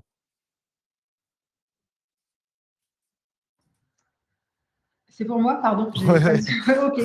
Alors oui, alors moi c'est un petit peu différent. Pour l'instant, je suis plus dans une phase où je vais plutôt tester et voir si effectivement tous les messages qu'on veut passer ou les destinations qu'on a dans la Somme sont présentes. Moi, ce que j'ai vraiment peur, c'est des hallucinations de l'IA, que l'IA invente des contenus parce qu'en fait, il n'y a pas de contenu. Donc oui, effectivement, on peut recycler des contenus, mais si les contenus existent déjà, c'est déjà très bien. Parce qu'après, le risque c'est d'avoir aujourd'hui des sites qui ne produisent que du contenu généré par les IA dans le but de faire du trafic et de générer des gains derrière. C'est ce qu'on a déjà pu voir avec même des fausses destinations qui peuvent émerger. Donc effectivement, le contenu, il est important, mais il faut aussi, il faut nourrir les plateformes. Alors c'est vrai que moi, je parle de Google, mais il y a aussi des sites web qui ont encore de l'importance, les réseaux sociaux, Reddit, les blogs. Il y a même LinkedIn qui est aussi utilisé, les contenus LinkedIn sont utilisés par certaines IA. Donc en fait, selon l'IA générative que vous allez utiliser, elle va aller piocher dans différents contenus. Donc c'est s'assurer de cette cohérence aussi pour avoir les résultats que l'on souhaite voir affichés pour sa destination. Laura, je veux bien que tu reformules la question, parce que je ne suis pas sûr des éléments conversationnels dont tu parles. Hop, on avance. Sur ce point-là, on a un sujet de manière générale. On va avancer sur l'expérience augmentée. On a parlé de l'expérience augmentée aussi, hein, maintenant, finalement, on a avancé sur cette partie-là. L'expérience augmentée à l'IA, hop, ici, l'IA dans le monde physique. C'est le point. Ange, tu as abordé ce sujet-là avec l'église de Portugal où les gens ils sont en train de visiter. Et on a posé la question à Virginie. Virginie, tu as pu répondre à la question de Ange où il mentionnait le fait que les IA aujourd'hui vont consommer le contenu. Ça, on en a parlé, hein, effectivement, du fait que les IA consomment le contenu. Quand on est en train de visiter, on augmente et on a besoin de contenu qui y réponde. Hop. Oui, Ouais. c'était bon. Ouais. Ouais, ça, on a mentionné cette partie-là. Je vais rattraper du coup la partie 3. On commence à avancer dans la partie 3. Tac. Alors, partie 3. Hop, ça, c'était les slides sur l'IA augmentée, partie 2. Ouais, très bien, j'ai oublié de changer ce slide-là. Relation client, chatbot, automatisation, avis de check-in, SAV. Là, ici, le chatbot qui est sur la capture d'écran, Virginie, c'est le chatbot que tu as sur le site. Et ben, génial. Maintenant, Emmène-ton-chien.com, c'est ça. emmène-ton-chien.com, Ouais. oui. Parce que j'ai une autre casquette aussi. J'ai développé le canitourisme dans la Somme. Ouais. Donc, ça fait 4 ans qu'on s'est rendu compte qu'il y avait de plus en plus de voyageurs avec des animaux. Et on s'est associé à une plateforme qui s'appelle emmène-ton-chien.com pour mieux comprendre les attentes de ces clientèles et pour vraiment travailler la data, parce qu'on s'est rendu compte qu'on ne connaissait pas finalement l'offre de notre territoire. Donc, on a sensibilisé nos professionnels. Voilà, combien de chiens acceptez-vous, quelle race, est-ce que le jardin est bien clos. Enfin, on a vraiment travaillé de la data ultra précise pour positionner la destination, avoir de l'offre. Et 4 ans plus tard, eh bien, on s'est dit, mais finalement, aujourd'hui, on a tellement d'offres que des fois, c'est un petit peu compliqué pour s'y retrouver sur cette plateforme qui a une échelle nationale. Et bien, tiens, l'assistant IA, là, il a tout son sens. Donc, on a développé le premier assistant IA pour les voyageurs avec des animaux dans la Somme. Donc, ça, c'est une grande nouveauté. Mais là, l'IA, elle vient vraiment apporter une solution à une vraie problématique. Voilà, on ne fait pas de l'IA pour faire de l'IA. Là, c'est vraiment parce qu'on a travaillé toute cette data en amont qu'on a pu le faire. Et il s'est rappelé de moi, il se rappelle que j'avais un Golden tout à l'heure. Ouais. Ok, donc ça, cet outil-là, vous l'avez développé. Finalement, ce que je veux dire, c'est que tu n'as pas eu besoin de mettre les mains dans le code, tout fonctionnait plus ou moins sur la base de données du site web. C'est ça. On s'est appuyé sur l'expertise aussi des équipes d'Emmène ton chien et toute la data qu'on avait travaillé avec eux pour pouvoir du coup générer un assistant IA où il y a des réponses. Parce que s'il n'y a pas de data, forcément, on va avoir des fausses réponses ou des hallucinations. Donc là, c'est d'aller puiser uniquement dans la data que nous, on a pu qualifier. Ouais. Effectivement, du coup, Valentin, tu as un de tes clients qui fait la promo de Recommandia. Pourquoi les slides ne passent plus, hein? Bien sûr, on ne sait pas. Hop.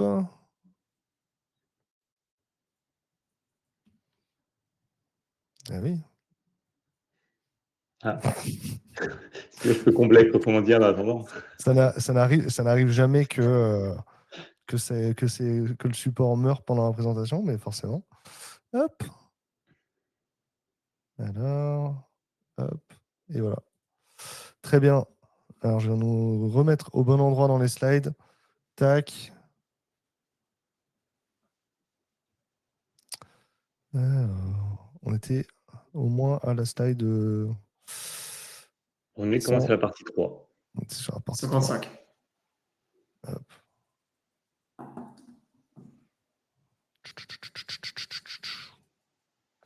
Tac. Hop. Voilà, c'est ça. De manière générale, on avait cette partie-là. Hop. Valentin, c'est parti. C'est ton bout. On a vu le canitourisme. Et du coup, Ouais. est-ce que les chatbots, c'est quelque chose qui se popularise? Est-ce qu'on on va avoir des chatbots dans tous les campings, dans tous les hôtels, dans tous les sites touristiques demain? Oui, alors sur les chatbots, nous, comme je dis, ça fait quelques années qu'on fait ça. Ça a été très la mode pendant un moment. Le tourisme était un peu exclu de ça et le tourisme revient en force là-dessus. Pourquoi? Parce que notamment un chatbot, à quoi ça sert? Ça sert notamment à répondre à vos clients quand vous n'êtes pas disponible. En fait, il y a une étude qui a été faite par plusieurs acteurs du tourisme qui ont expliqué qu'une grosse partie des demandes clients se passe le soir, le week-end, etc., où il y a peut-être un peu moins de monde à la réception, peut-être un peu moins de monde pour répondre. Et l'avantage d'un chatbot, c'est de pouvoir de donner la réponse à n'importe quel moment. Donc ça, c'est la première chose, c'est d'avoir en fait une réponse 24 heures sur 24. Attention, je précise aussi que pour moi, un bon chatbot, c'est pas un chatbot qui essaye de reproduire un comportement humain. Un bon chatbot, c'est un chatbot qui s'assume que c'est de l'IA. Enfin, faut pas prendre vos clients pour des personnes qui n'y comprennent rien. Aujourd'hui, je conseille à mes clients d'assumer le côté IA. Moi, ce que j'aime bien faire sur ce côté chatbot, c'est de se dire qu'il y a des questions, que ce soit au téléphone, avec une IA téléphonique, ou à l'écrit, l'IA doit répondre rapidement. Si au bout de 40 secondes, l'IA tourne en rond et ne peut pas répondre au client, c'est là où votre chatbot doit envoyer vers l'humain. Okay, c'est important de se dire que malgré tout, l'humain a de grandes compétences et que si l'IA ne peut pas répondre, l'humain va savoir répondre. Autre chose qui est important sur les chatbots et sur les agents de manière générale, c'est qu'il faut bien le paramétrer. Et c'est pour ça que moi, je recommande d'avoir un développement maison. Le meilleur exemple qu'il y a eu pour ça, c'est qu'il y a une entreprise qui s'appelle DPD, qui est un système de livraison, qui a voulu mettre un chatbot à disposition de leurs clients. Et quand on demandait à ce chatbot quelle est la pire agence de livraison, le chatbot répondait c'est DPD, la pire agence de livraison. Donc, en fait, quand on met un chatbot, il faut qu'il soit fermé, il faut qu'on sache vers quelles données sur lesquelles il peut apprendre.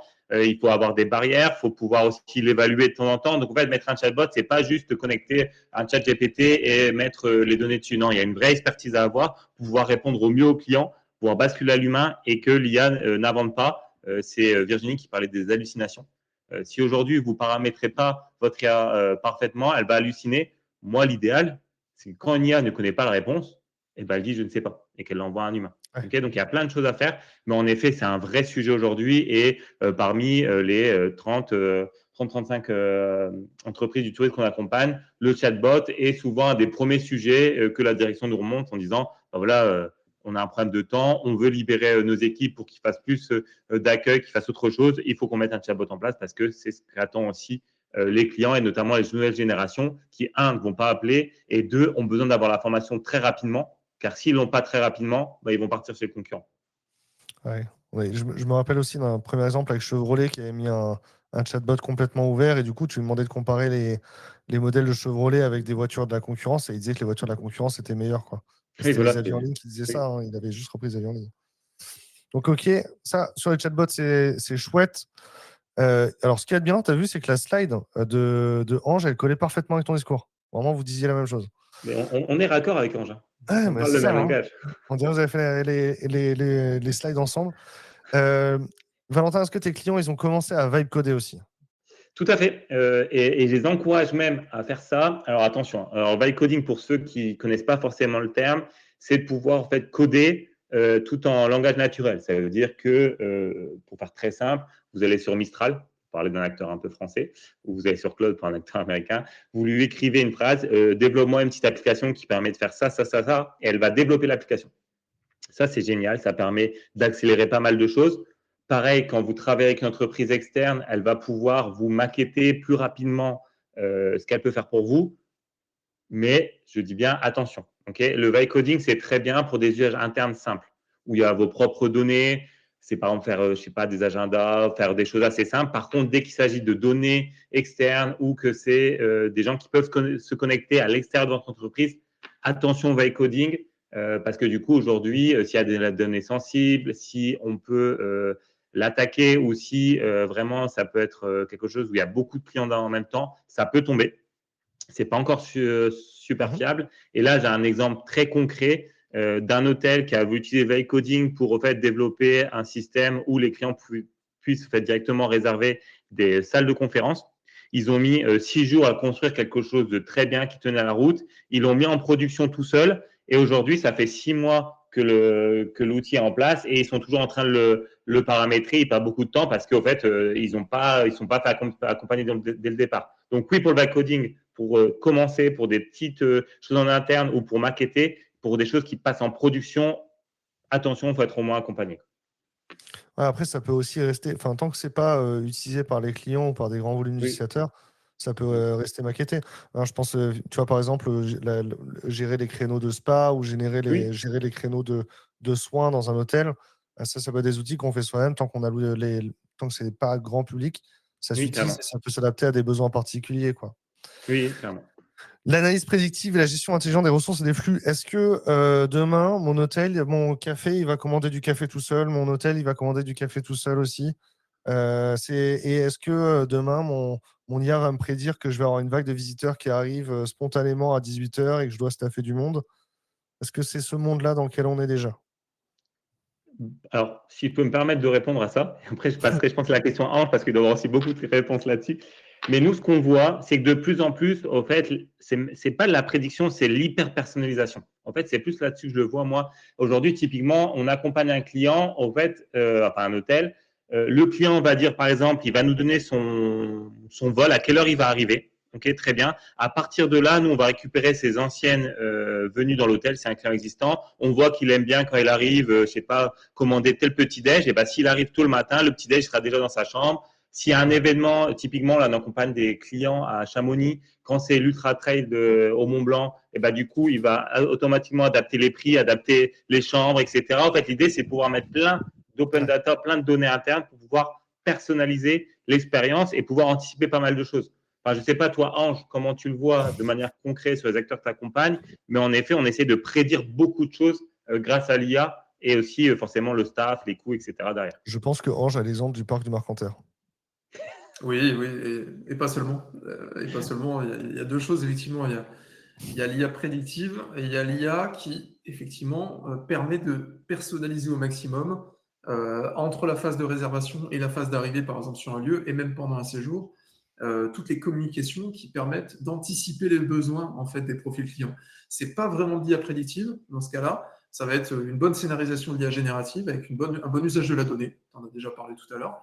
Mais en effet, si on part uniquement sur le sujet de l'IA prédictive, on peut prendre l'exemple du parc du Marcanterre. Alors, il y a une slide rapidement là, je crois, là, une ou deux après celle que tu c'est quoi? affiches. Fullsoon, c'est une IA Alors, qui Fullsoon, prédit, c'est une start-up française.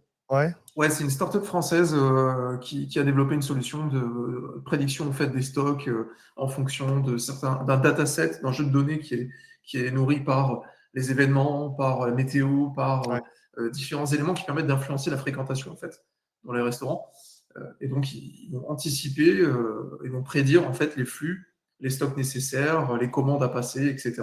Voilà, Ouais. ça c'est un outil qui aujourd'hui est pas mal déployé, mais nous, ce qu'on est en train de faire chez Haute-France Destination Tourisme avec le parc du Marcanterre, sans trop révéler des choses, parce qu'on est en plein dans le projet.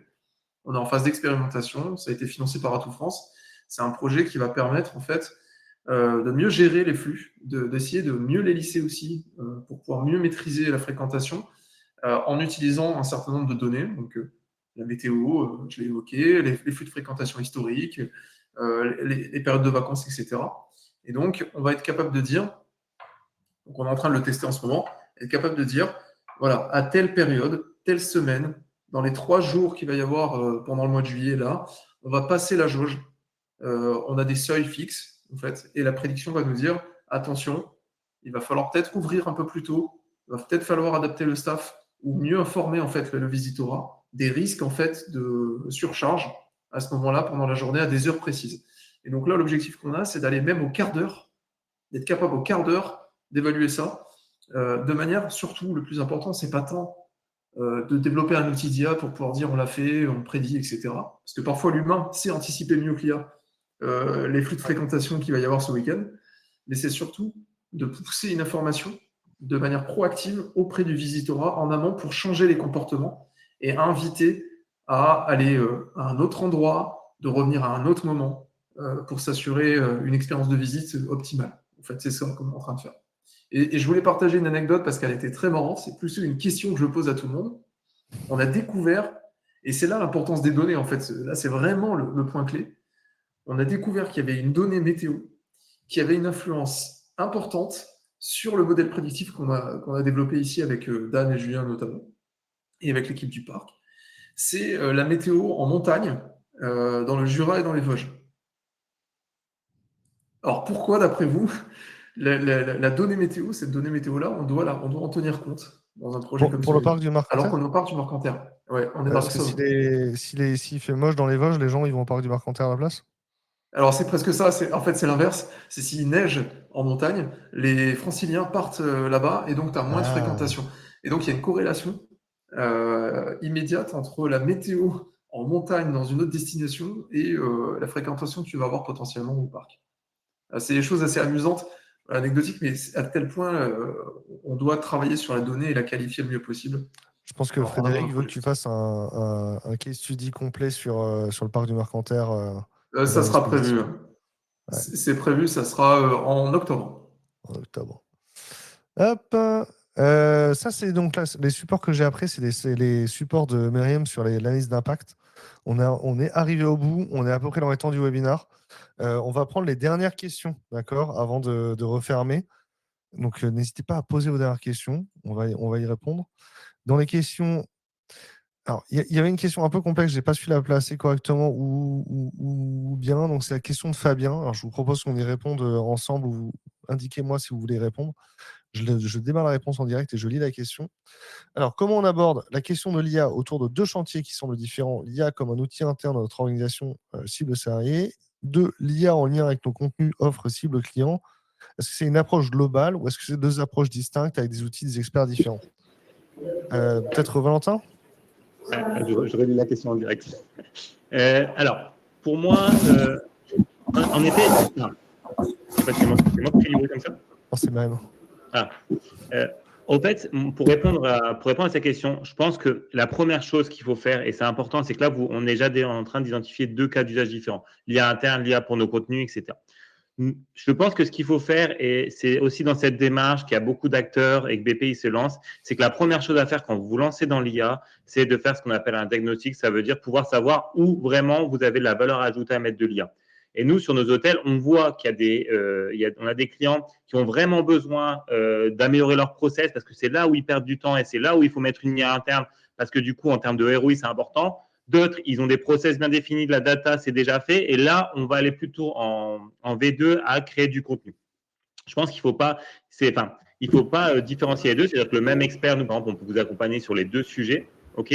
Mais il faut vraiment commencer par celui qui va vous rapporter le plus de ROI. Et c'est pour ça que généralement, quand on accompagne des clients, en première étape, on fait ce qu'on appelle la matrice de priorisation et on mettra les deux sujets, le sujet interne et le sujet externe, sur une matrice, sur la faisabilité, sur le ROI, etc. Donc moi, je dirais comme ça, par expérience par rapport aux hôtels qu'on accompagne, qu'on commence généralement par l'IA interne parce que ça permet de rassurer tout le monde, parce que c'est l'IA qui reste que chez vous. Et je veux dire, s'il y a des petits couacs ou s'il y a des gens qui ne sont pas sereins, ça permet de vérifier. Et quand on est assez serein avec l'IA, là, on l'ouvre pour nos contenus et pour l'externe. Je ne sais pas si quelqu'un veut compléter là-dessus. Je me permets de... Ouais. Oui, je me permets. Pour moi, il s'agit d'une seule... Dis-moi si tu veux que je mette Non, ta pas slide pour encore. répondre. Pour moi, il s'agit d'une seule boussole, mais avec deux chantiers différents parce que le cadre est le même. Ça va dépendre d'une stratégie globale qui est formalisée et qui est unique parce que les fondations seront communes, surtout en ce qui est en lien avec la gouvernance des données, avec la pertinence. On se dit que l'IA n'est pas une fin en soi, donc tout ce qui est en lien aussi avec la chaîne de responsabilité, avec la matrice de maturité éthique ou bien avec l'éthique aussi, c'est applicable, mais avec deux chantiers différents. Le premier, ce sera interne avec une cible qui est les salariés. Donc, on sera probablement sur des copilotes, une automatisation, des cas d'usage qui sont étudiés en amont, avec des risques qui diffèrent de quand il s'agit de cibles externes. Les risques dans le premier cas, ça va être plus par rapport à la confidentialité des données, par rapport au déapprentissage avec une dépendance de l'IA éventuellement, avec une logique d'acceptation. Je ne sais pas si on n'en a pas parlé, mais quand on parle d'adoption de l'IA, on passe par l'acceptation ou bien l'acceptabilité. Et l'acceptabilité d'une IA en interne, elle dépend de deux facteurs clés qui sont la facilité d'utilisation et l'utilité perçue. Et ça aussi, c'est mesurable. Donc, je pense que ça facilite l'adoption de l'IA au niveau interne. Et quand on parle de la dimension externe ou bien quand on cible plus des clients, on est sur de la génération, de la personnalisation sur les offres comme vous l'avez abordé. Et pour moi, les risques là sont plus des risques qui sont liés à la propriété intellectuelle, à l'exactitude avec un enjeu beaucoup plus important de légitimité, etc. Et avec notamment tout ce qui est en lien avec le RGPD et la transparence, comme l'a très bien souligné Valentin aussi, ne jamais faire passer l'IA pour un humain, et parce que les externes, bien les clients, ont le droit de savoir quand ils parlent avec une IA versus quand ils parlent avec un humain, et quand un contenu est généré avec une IA versus quand c'est généré par un humain. Ça, c'est le premier volet de l'IA Act. Les IA qui peuvent être confondus avec des humains doivent être signalés absolument, le contenu qui a l'air d'être généré par un humain. Ils sont hop. Alors, du coup, Je vous propose de fermer la réponse à cette question et de répondre à une autre question qui est celle de Vincent Charlier. Alors, il l'a posée en tout début de webinaire, cette question. Est-ce que l'IA permettra de mesurer l'impact des actions des socioprofessionnels et institutionnels sur la consommation touristique? Ça c'est un sujet, hein, j'ai l'impression que c'est quelque chose que on aimerait savoir depuis longtemps, d'avoir plus d'informations. En tout cas, les humains qui vont essayer leur téléphone pour visiter le parc du Mercantaire, qui utilisent Gemini ou ChatGPT, c'est Gemini ou ChatGPT qui vont garder les infos. Est-ce que l'IA générative va pas nous permettre d'analyser plus de données? Valentin, t'en penses quoi? Ou Ange, voulait répondre à cette question? Allez, on peut... Alors en fait, je suis pas sûr de bien comprendre la question. Alors, Moi, je la j'ai comprends peur de au répondre sens à côté. Moi, je le comprends la question au sens de est-ce que l'IA va nous permettre de mieux comprendre la consommation des sites? Est-ce qu'ils sont fréquentés? Est-ce que les gens s'arrêtent pour aller à l'hôtel ou quoi? Ouais, je le comprenais pas comme ça, tu vois. Moi, je le comprenais comme un acteur du tourisme qui veut utiliser les liens pour être capable d'évaluer quel est l'impact de ses actions en tant qu'acteur Oui, professionnel du tourisme, ouais, son influence sur les comportements touristiques. Si ouais. la question c'est ça, j'ai du mal à y répondre, parce qu'en fait, il faut être capable d'abord d'aller collecter la donnée, en fait, Ouais, c'est ça. et de traiter cette donnée-là. Et aujourd'hui, il y a des acteurs, et Virginie, tu pourras compléter là-dessus, comme Somme Tourisme, hein, par exemple, qui sont des vrais observatoires. Je sais qu'au niveau d'Atout France, il y a aussi un observatoire aussi qui est dédié à ça. La vraie question aussi, c'est la disponibilité de ces informations à l'échelle des acteurs. Aujourd'hui, il y a une approche très, on va dire, traditionnelle, c'est-à-dire des acteurs un peu structurants, publics, qui collectent la donnée, la retraitent, la qualifient et la repartagent ensuite aux acteurs des territoires, des destinations, lors de moments dédiés. Virginie, chez Gossome, par exemple, c'est un événement pendant lequel vous faites un peu ce baromètre pour les acteurs de la Somme, si je ne dis pas de bêtises. Oui, c'est ça. Après, on centralise la donnée, mais ça me fait penser aussi à ce que tu disais tout à l'heure, c'est qu'aujourd'hui, il faut réfléchir aussi qu'est-ce qu'on peut mesurer, qu'est-ce qu'on doit mesurer. C'est vrai qu'il y a quelques années, avoir un site internet, c'était suffisant. On calculait tous, on regardait nos visiteurs, et c'était suffisant. Aujourd'hui, en fait, l'audience est partout. Donc, c'est quel indicateur on va utiliser, parce qu'il y a les réseaux sociaux, il y a les sites web, il y a la fiche Google. On peut interagir aussi au niveau d'un blog, etc. Il y a tellement d'actions qu'on peut faire. C'est effectivement quel curseur on va mettre en place pour mesurer l'efficacité de nos actions. Alors, vu que les gens commencent à partir, je vais lancer mes sondages. Hop, on ferme la réponse à cette question-là. Moi, j'ai besoin que vous répondiez aux questions. Déjà, le premier sujet, c'est voilà, dans les 9 sujets qu'on a balayés aujourd'hui, lequel vous voulez qu'on aborde dans les prochains webinaires. Vous pouvez en sélectionner plusieurs. Typiquement, ça fonctionne plutôt bien. Là, je vais en sélectionner 3 de mon côté. Hop, c'est parti. Voilà. Et je ferai le sondage d'après. J'ai besoin des 2 sondages d'après. Donc, partez pas avant d'avoir répondu au sondage. Tac. Et dans les questions qu'on a ensuite, alors la question de Laura, on y a un peu répondu, mais je vous propose qu'on en refasse une réponse assez succincte. Vous pouvez compléter par-dessus moi. La question de Laura, c'est les professionnels du tourisme peuvent-ils agir positivement sur ces éléments conversationnels et si oui, comment? Ici, en gros, on a donné comme élément de réponse d'une part que les IA, quand elles parlent de vos sites, quand elles parlent des endroits que vous voulez visiter, etc., elles vont prendre le contenu des utilisateurs. Donc, le fait d'inciter les visiteurs à laisser des commentaires et des revues sur Internet, c'est important pour les influencer. Mais surtout, quand vous répondez à ces commentaires-là, ne soyez pas succinct. Profitez-en pour placer des arguments. Profitez-en pour développer votre autorité sur les thématiques qui sont importantes par rapport à l'IA. Est-ce que c'était ta réponse, Virginie? Valentin, tu veux compléter? C'est parfait. Tout est parfait. Okay. Je vais bien compléter, c'est un truc, c'est qu'on parle beaucoup d'avis, mais il n'y a pas que les avis sur les IA génératives. Il y a quelque chose qui est très important, c'est la cohérence dans le contenu. Typiquement, on a un hôtel qui est placé au bord des pistes. Selon comment il fait son marketing, des fois il dit qu'il est au bord des pistes, des fois il dit qu'il est à 500 mètres, des fois il dit qu'il n'est pas loin. Et en fait, il y a des incohérences sur vos articles de blog, sur ce que disent vos clients, etc. L'IA va avoir tendance à vous noter négativement et pas vous mettre en avant. Et c'est pour ça qu'on a créé Recommandia. C'est un outil gratuit qui permet de savoir où vous devez aller pour pouvoir être plus visible. Oh, j'envoie le second sondage en même temps. Là. Vous êtes au taquet sur les sondages. Ça, c'est nickel. On a eu sur le premier sondage qui était en début de webinaire, on avait 88 votes.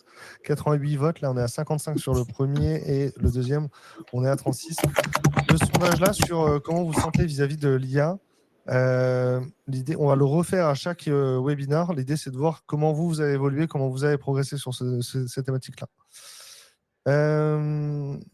Alors, j'ai eu un tout doux. C'est une nouvelle question. Elle est où? Tac. Hop. Oui, c'est très bien. Donc, la question est répondue. Et le dernier sondage à envoyer, c'est finalement, est-ce que vous revenez? Le prochain webinaire, il aura lieu le 8 septembre. Et visiblement, vu vos votes, on va repartir sur un webinaire full sur le référencement en ligne et sur le GEO, probablement dans les prochaines interventions. Et donc là, on a besoin de savoir si vous revenez. Alors, celui-là est facultatif, mais je vous encourage quand même à y voter. Hop, voilà. Très bien. Est-ce que vous voulez prendre une dernière question? Vous avez un mot de la fin du côté des intervenants?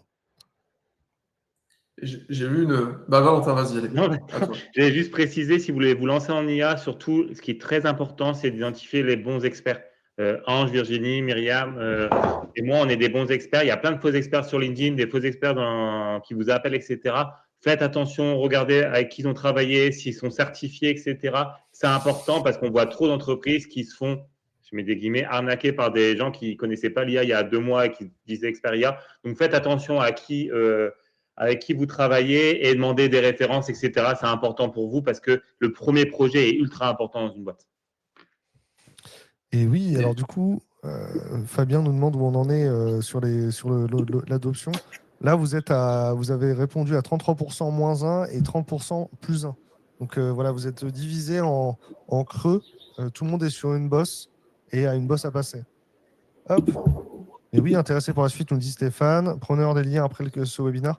Les liens, je les ai mis j'ai mis le lien notamment sur l'IA générative et le tourisme. S'il y a d'autres liens que vous voulez partager, c'est important. Ange, tu voulais dire quoi? Tu avais une question à laquelle tu voulais répondre? Oui, c'est ça. Enfin, j'y ai répondu par écrit, mais Ouais. il y a une personne qui a posté une question sur le coût, le risque de l'explosion des coûts.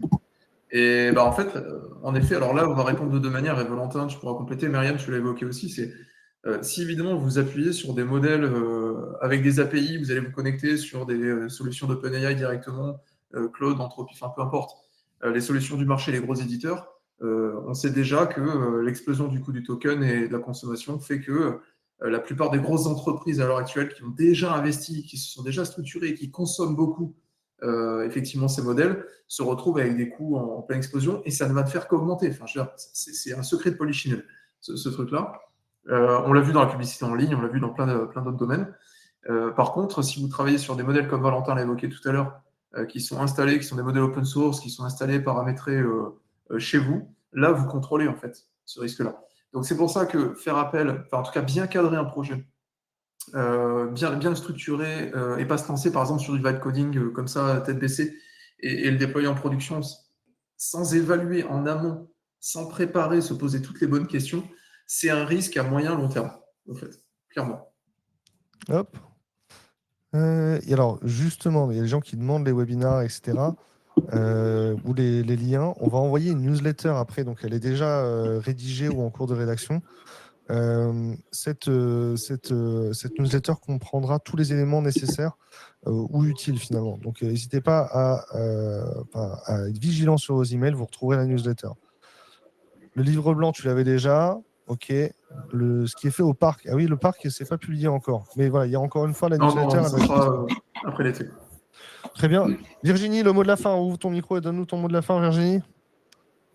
L'IA, il faut y aller. Par contre, ça avance super vite. Donc, comme je disais, faire attention aussi, comme disait Valentin, faire attention aussi aux arnaques et aux gens qui vous vendent des solutions parfaites pour très très cher. Surveillez, suivez des gens qui suivent aussi, qui partagent volontiers. Je pense par exemple au réseau LinkedIn, etc. Et puis, il faut qu'on échange, en fait, il faut qu'on parle, qu'on partage entre nous. Ça, c'est chouette. Trop bien. Ouais, ce serait chouette s'il y a d'ailleurs, dans les participants, s'il y a des gens qui seraient intéressés pour partager des témoignages dans les prochains webinaires. N'hésitez pas à vous manifester, on sera content de vous voir. Les sondages et les questions sont bloqués, on ne peut pas y accéder. Voilà, hop. Donc, effectivement, vous partagez des liens encore. Myriam, c'est toi qui conclus. Du coup, je rebondis sur ce que Virginie, Valentin et Ange ont dit. Je tiens à préciser que les taux d'échec de projets d'IA sont de 87% et ils ont augmenté encore plus avec les projets d'IA générative ou bien avec l'IA générative. Et c'est rarement dû à des raisons techniques, mais c'est plus pour des raisons organisationnelles, des raisons qui sont liées aux données, du coup un mauvais cadrage des projets, plein d'autres facteurs qui sont souvent négligés ou bien sous-estimés au moment du lancement du projet. Et si je dois conclure, je poserai plutôt 4 questions. C'est quel système vous souhaitez reproduire? Comme en rebondissant sur ce qui a été dit, l'IA ne fait que reproduire le système que vous avez déjà, même si vous vous en rendez pas compte. Je pense que vous avez déjà entendu parler des scandales éthiques d'Amazon, de Google, de Microsoft, avec des IA qui n'étaient pas à la base sexistes ou racistes ou bien haineuses, mais qui ont reproduit le système existant avec une vigilance bien évidemment apportée sur les données d'entraînement. Et si vous êtes une entreprise avec 80% de profils d'hommes blancs, que vous lancez une solution de recrutement basée sur l'IA, c'est fort probable, c'est même certain que l'IA va sélectionner un homme blanc comme étant le meilleur candidat pour le poste recherché. On va reproduire les Donc, biais. oui, la reproduction des biais.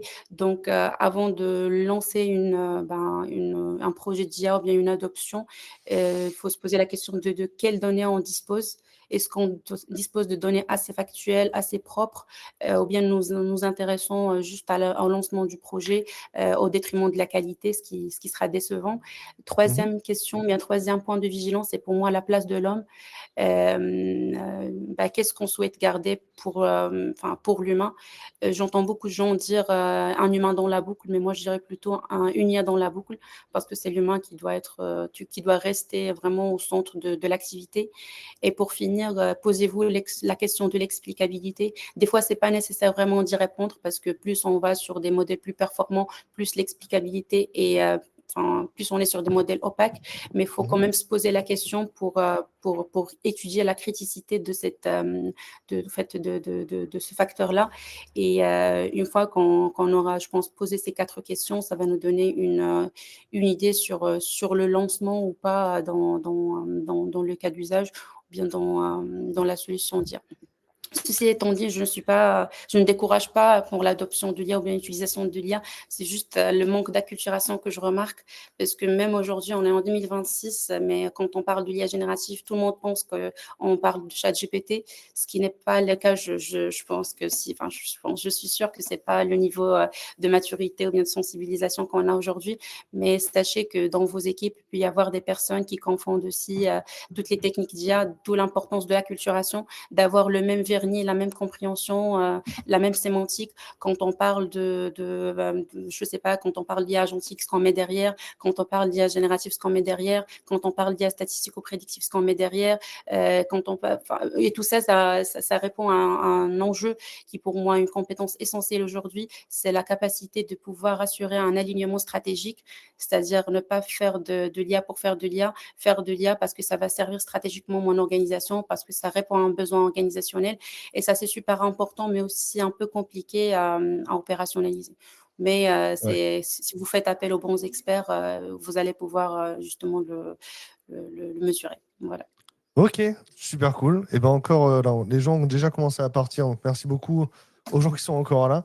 Et puis le replay sera effectivement disponible. Soyez attentifs aux emails parce qu'on va non seulement vous envoyer une newsletter avec des ressources complémentaires et une redite de tout ce qui a pu être dit dans ce webinaire, mais également les prochaines invitations pour les prochains webinaires. Vous pouvez noter dès à présent dans votre agenda la date du 8 septembre. Et on vous souhaite un bel été avec beaucoup de succès de fréquentation sur les sites sur lesquels vous travaillez. À bientôt. Bonne journée tout le monde. Merci, au revoir. J'ai pas de musique de clôture, donc on va juste faire un terminer l'événement comme ça. Hop là.